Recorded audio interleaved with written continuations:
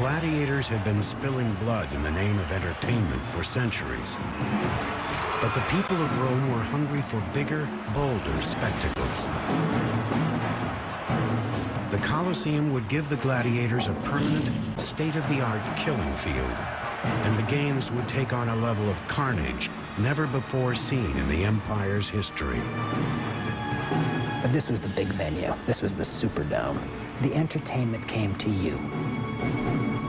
Everything from animals from the farthest corners of the known world to captives from faraway lands could be brought to your central location, to your favorite box seat, and right in the center of the city. Construction on the Colosseum began in 72 AD. It was financed by the sale of precious relics taken from the Jewish temple during Vespasian's sacking of Jerusalem.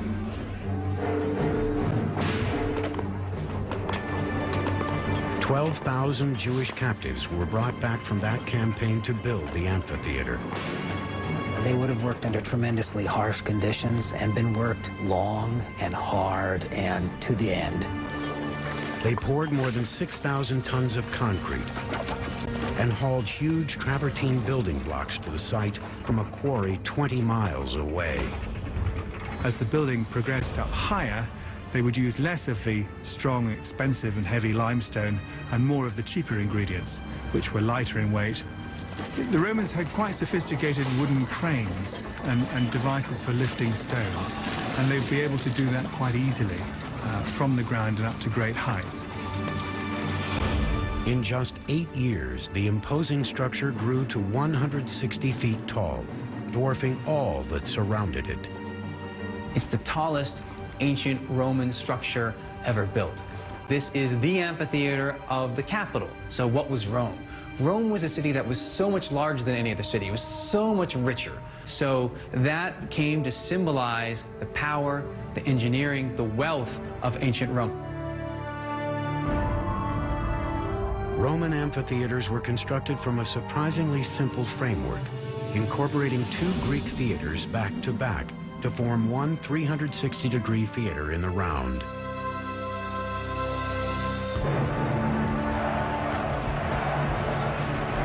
The Colosseum set a new standard for Roman amphitheater design. It contained an intricate network of corridors and staircases that could shuffle 70,000 Romans in and out in record time. As with stadiums today, everyone who entered the Colosseum had a ticket corresponding to the number above one of the entry gates. The complex was designed not only to control the crowds, but to keep them comfortable. It had 110 drinking fountains and 2 restrooms, large enough to accommodate a packed house. The Colosseum even had a retractable roof. On hot days, an awning called a velarium was unfurled above the upper deck to shade spectators from the sun. It was operated by sailors from the Roman Navy, who were stationed around the top of the Colosseum's arcade. They could move it according to the sun and according to the wind, and subsequently, Colosseum was amazingly air-conditioned, shaded, and they would stand on top of the arcade and work these poles, the holes of which we can see on the external side, that would hold this immense canvas that would cover the place.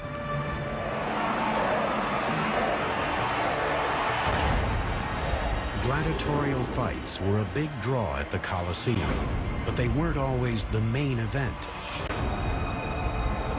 Several ancient writers describe live naval battles recreated right in the middle of the arena, with battleships on water. It would have been entirely possible to have diverted water from one of the aqueducts and brought it to the Colosseum in order to flood the floor to a shallow depth. We do have evidence due to recent studies of the Colosseum that show there are plenty of channels, water channels, for flooding the substructures of the Colosseum. So yes, it was possible, and yes, it happened.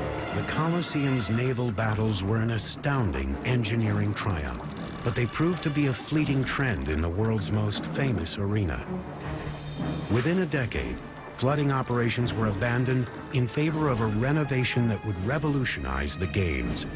A new two-story substructure beneath the arena called the hypogeum. Within it were a system of elevators and trapdoors that enabled tigers and armed gladiators to suddenly pop up through the floor and slaughter their unsuspecting victims. Although the real spectacle happened up here in the arena, the backbone, the nerve center, the real support system of the arena was down below in the hypogeum. Now, as the games begin, a trapdoor in the arena floor will open, and by a system of pulleys, an elevator will hoist another lion or panther up into the arena. When the trapdoor opens, we're bathed in light. We hear the yells of the throng enjoying the games, and then the trapdoor will close again, leaving us contemplating our own demise amongst the screams and lamentations and stench of blood, beasts, and men.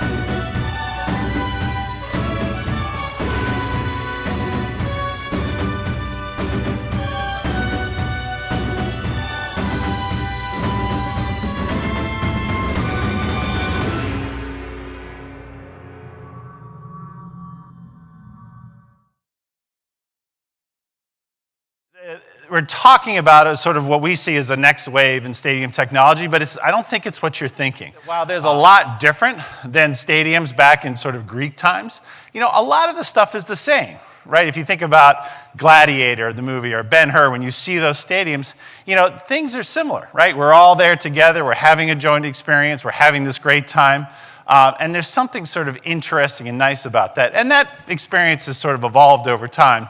One of the biggest technological breakthroughs I still think in sports stadium history is lights. I mean, there was a time where you couldn't actually play baseball or football or soccer at night, right? Now we can. And so I got to thinking a little bit, what's that next wave going to be? AR, on VR, on beacons, drones, right? All of these new technologies that are all really sort of changing and shaping and thinking about the fan experience. And they're all very cool, right? They're all going to actually do some really interesting things to how we sort of engage with and experience events. But what I want to talk about today actually isn't any of those things. Right? All the research says about millennials, experience is important, right? They would much rather spend money on an experience than spend money on a product. Right? We see this over and over again, not just in sports and consumer goods. I do work for hotels too. We see in all of these things. They don't just have expectations of integrated, great joint experiences. They're also teaching me to want that. They're also teaching my grandmother to want that. They're also teaching the rest of us to want that.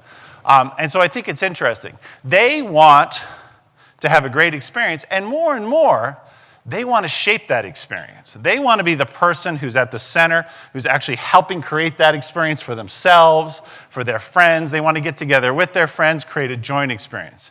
And it got me thinking, how do we do that in stadiums? Right? How do we do that with our technology? How do we sort of create and sort of feed that desire that they have? And one of the ideas that I was thinking about, I'm not sure if you guys are familiar with platform theory. It's this idea that you take what maybe had been traditionally a very closed, very controlled experience and open it up. Open it up. Every single one of you in this room has experienced platform theory, right? How many folks have ever downloaded an app for their iPhone or for their Android device? That is platform theory at work, right? Apple and Google have created a platform that they've opened up to other people to sort of build upon, to extend, to actually make even better, right? How do we think about that in a stadium world, right? Is that possible? Is that something that we can do? And so we got together, I got a bunch of our digital folks together, I got a bunch of other folks, and we sat down and we thought about what would it take to do this? What would it take to do this? And we came up with something that'll look very familiar. It's basically a sort of three-tiered platform, right? And you've got to start with infrastructure, right? You always got to start, right? Wi-Fi beacons, Wi-Fi antennas, cabling. All of these things are still going to be important. All of these things are still going to be important. But you also need to think about things like your point of sale infrastructure for your retail, right? And you've got to think about how do we actually have not just one or 6 points, like our concessions use one point of sale, our merchandise use another point of sale, right? How do we sort of connect those things together? How do we create this sort of connected infrastructure that can sort of sit underneath it all? The interesting part comes when you start to think about what set of services do I want to layer on top of that? Right? How do I want to expose that infrastructure? When you think about a stadium as a platform, you have to think about exposing these services not just to the team or the league or a sponsor. How do you expose these services to everybody? Right? How do you actually create a set of services, a set of APIs, whatever, services, service architecture, whatever sort of technical term you want to use? How do you open these things up to everybody? And how do you make them available to everyone? How do you literally make it so that anybody who's in that stadium can access any data about any player in real time as it's going on? How can they access video? How can they access audio? How can they access literally data about the crowd? How do they access the pictures that everybody's taking of the crowd? How do you sort of bring all that together, aggregate it in a way? And how do you do it in a way that not just a programmer can use, right? So when we think a lot about the App Store, things like that, we think about programmers being able to access this data, build apps on top of it, and actually extend it. How do you also make it in a way that any of us could use it? Right? How do you make it any of us can sort of take, and again, because we're talking about how do we let the fans create their own experience? Because what you want to build on top of this is this experience layer. And again, I'm not saying that teams won't create their own apps, right? That organizations won't create their own things on top of this, that sponsors won't create their own activation on top of this. What I'm basically saying is let's open it up to other people. Right? Let's open it up to others. Let's let anybody who wants to come into a stadium and build an app. And if we bring all these things together, right? If we bring all these things together, this platform mentality, I contend, is actually going to be a revolution, right? That when somebody actually does this and build this, they're going to get away from this world of everything having to be tightly controlled and managed into this world where everybody can contribute to what's going on. That you no longer, I mean, let's face it, teams, a lot of sports organizations, very small, right? Have very limited budgets. How do you actually tap all of the passion that's out there, all of the people who really want to be part of the infrastructure, who want to be part of your team and actually do this?